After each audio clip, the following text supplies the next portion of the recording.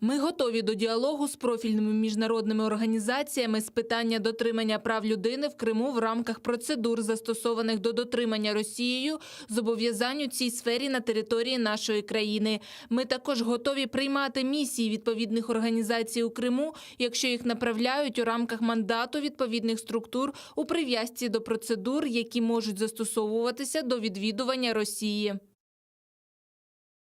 Что значит на российских условиях и какова вероятность того, что на территории оккупированного Крыма мы сможем увидеть представителей международных структур миссий?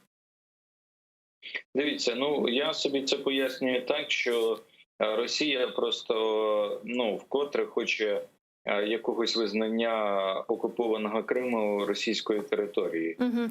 І довкола цього ця заява Захарової. Справа в тому, що я хочу нагадати, що, наприклад, якщо ми вже говоримо про ОБСЄ, або, я зараз скажу і про інші організації, так от, якщо говорити про ОБСЄ, мандат місії цієї організації, тобто вона може діяти по всій території України, включно з анексованим Кримом.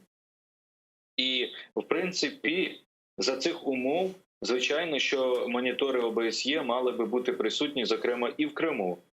Те ж саме стосується представництва Червоного Хреста, те ж саме стосується представництв інших міжнародних організацій.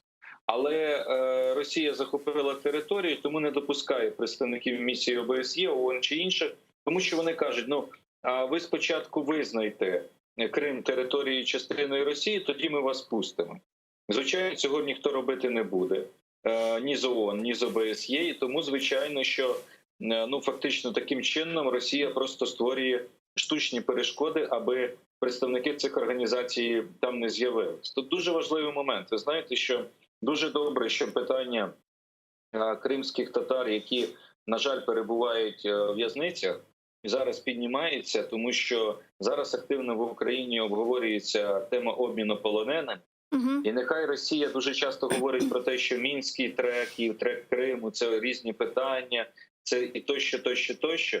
Я все ж таки думаю, що варто нагадати про те, що є дуже багато представників кримськотатарського народу, які незаконно позбавлені волі, і що їхні питання і їхні долі також є важливими. І ми маємо вимагати їх повернення фактично і звільнення із в'язниць. Тому в цьому контексті я думаю, що це те, що це питання зараз розглядається, воно теж важливе.